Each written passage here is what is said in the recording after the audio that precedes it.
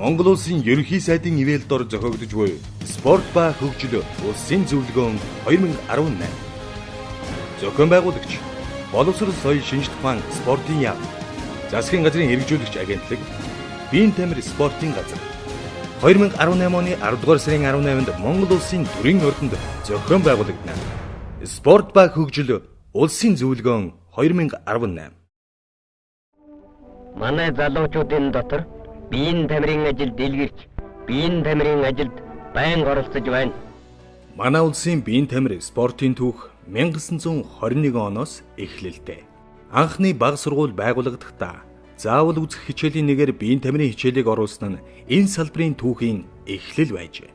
1921 онд бүх цэргийн жанжин Сүхбаатар ардын хувьсгалын анх дугаар жилийн ойг ёслох тухай 30 дугаар тушаал гаргасан нь биеийн тамирыг олон түмэнд сурчлан таниулахад чухал нөлөө үзүүлжээ. Улмаар 1924 онд Монголын хувьсгал залуучуудын эвлэлийн төв хорооны дэргэд биеийн тамирыг сайжруулах тасаг байгуулагдсан нь одоогийн биеийн тамир спортын байгууллагуудын анхны үндэс суурин болсон юм. 1924 онд ардын олон бага дунд сургуулийн сурах хүчгийн тухай намын төв хорооны тэргүүлэгчдийн 1-р хурлын тогтоолоор биеийн тамирын хичээлийн анхны хөтөлбөр батлагдав. 1931 онд Монголын биеийн тамирыг сайжруулагчдын улсын анх дугаар зөвлөгөөн зохион байгуулагджээ.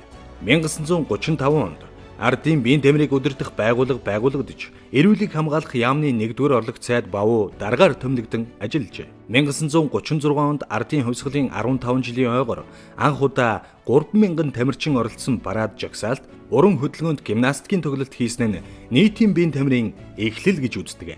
Мөн энэ ондоо анхны улсын аврах шалгаруулах тэмцээнийг хөнгөн атлетикийн төрлөөр зохион байгуулж, анхны рекордч төрж, тэдгээр амжилт рекордын хүснэгтэнд бичигджээ. Энэ мөчөөс хойш 10 жилийн дараа буюу 1946 онд Монгол улсын биеийн тамирчдын анх дугаар спартакиад спортын 10 гаруй төрлөөр зохион байгуулагджээ. Уг спартакиад нь 1946-аас 1954 оны хооронд нийт 9 удаа явагдсан байдаг. 1946 онд Монгол улсад анхны сайн дурын биеийн тамир спортын байгууллагууд байгуулагдлаа. Тодорхойлбол ард, соёл, хөдөлмөр, цэрэг, хилчин нэртэйгээр үйл ажиллагаагаа эхэлж байжээ. Жилийн дараа буюу 1947 онд аймаг хотуудад биеийн тамир спортын товчоод байгуулагджээ. 1955-аас 1956 оны хичээлийн жилд Улсын багшийн институтын дэргэд биеийн тамирын багш бэлтгэх анхны анги 5 багш 30 оюутантайгаар хичээлж эхэлсэн байна. Мөн энэ оны сүүлчээс орчин үеийн спортын төрлийн олон улсын спортын холбоодод гишүүнээр илссэн байдаг. 1956 оноос Монголын үндэсний олимпийн хороо байгуулагдаж, манай баг тамирчид олон улсын чанартай томоохон тэмцээнүүдэд албан ёсоор оролцож эхэлсэн. 1956 онд Монгол улс спортын цол зэргийн нэгдсэн ангиллаа баталж, 1957 оноос спортын гавьяат багш, гавьяат мастер, спортын мастер цол олгогдож эхэлжээ. Монголын үе үеийн спортын алдартнууд төрөн гарсан эдүгээ спортын төв ордон 1958 онд ашиглалтанд орж, анхны үндэсний шигшээ багууд байгуулагдаж эхэллээ.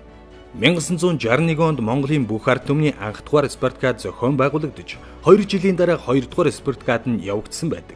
Үүнээс хойш 4 жил тутам зохион байгуулагдсаар эдүгээ 14 спартакиадын нүрийг үзээд, мөн энэ онд эмнэлэг биеийн тамирын диспансер байгуулагдсанаар спортын ангаах ухаан, эрдэм шинжилгээний суурь тавигджээ. 1962 онд Монголын үндэсний олимпийн хороо олон улсын олимпийн хороонд гишүүнээр илсэж, 1963 онд манай баг тамирчид өвөл зуны олимпиад оролцох урилга хүлээн авч, 1964 онд Инсбрукийн өвлийн олимпийн 9-р наадамд цаана дэшүүр биатлоны төрлөөр, зуны олимпийн 18 дугаар наадамд буудлага, гимнастик, дугуй, хөнгөн атлетик чөлөөт бүхийн төрлөөр Монголын баг тамирчид анх удаага оролцлоо. Удалгүй манай баг тамирчдын дэлхийн амжилтууд эхэлж, 1967 онд Энэтхэг улсын нийслэл Дели хотноо зохиогдсон чөлөөт бүхийн дэлхийн аврах шалгаруулах тэмцээний 87 кг-ийн жинд жигждийн мөнх бат хүрэл медаль хүрдэж, Монгол улсын анхны дэлхийн медальтан болсон юм. Жилийн дараа 1968 оны Мехикогийн 19-р олимпийн наадмаас чимд озрын дамдын шарав хүрэл медаль, жигждийн мөнх бат мөнгөн медаль, Данзан Даржаагийн Сретер, төмрийн артагнаар хүрэл медаль хүртэж, Монгол улс олимпийн медальтнуудтай болов. Олон жилийн турш чөлөөт бүхийн эхний 6 байрыг хөдөлшгүй эзэлж байсан Дархан 6-гийн байрыг сэлгэн түүний дотор 64 жил эхний 6-ад ноёрхсон Америкийн мөхчүүдийг ардан хийж Монгол гэдэг нэг нэрийг ертөнцийн чихний дуурсан аваргууд маань энэ байна. Энэ жил Монгол улс олимпийн медаль хүртсэний түүхт 50 жилийн ойд тохиож байна. Харин анхны дэлхийн аваргын алтан медалийг 1971 онд Байд Харваны тамирчин Дэмбэрэл хүртэж Монголын анхны дэлхийн аварга болсон юм. 1974 онд манай баг тамирчид Ираны Тегеран хотноо зохиогдсон Азийн спортын наадамд анх удаа оролцсон бол 1975 онд Монгол улс дэлхийн хошоо аварга өгтөн авлаа. 1974 оны Стамбул, 1975 оны Минскэд зохион байгуулагдсан чөлөөт үхийн дэлхийн аварга шалгаруулалт тэмцээний 62 кг-ийн жинд Зэвгийн ойдов жил дараалан алтан медаль хүртэж Монголын анхны дэлхийн хошоо аварга болов. Ийхүү манай улсын баг тамирчдын амжилт жилээс жилд өснө нэмэгдэж Олимпийн хөдөлгөөнд ч томоохон байр суурийг эзэлж эхэлсэн. 1977 онд олон улсын олимпийн хорооны гишүүнээр Монгол улсын иргэн Магван сонгогдож, эдүгэ хүртэл албаа хашиж байна. 1979 онд биеийн тамир спортын байгууллага үйл ажиллагаа цар хүрээгээ өргөжүүлж, биеийн тамир спортын улсын хороо байгуулагдлаа. 1990 оноос биеийн тамир спортын төрийн бус байгууллагууд бие даасан үйл ажиллагаа явуулж, клубын системийн тогтолцоо хөгжиж эхэлсэн. 1992 онд Барселоны 25 дугаар Олимпийн наадмаас буудлагын төрөл дорж сүрэнгийн мөнх баяр мөнгөн медаль хүртэж Монголын анхны эмэгтэй олимпийн медальтантай болов. 1992 он биеийн тамир спортын салбараас анхны хөдөлмөрийн баатар төрөв.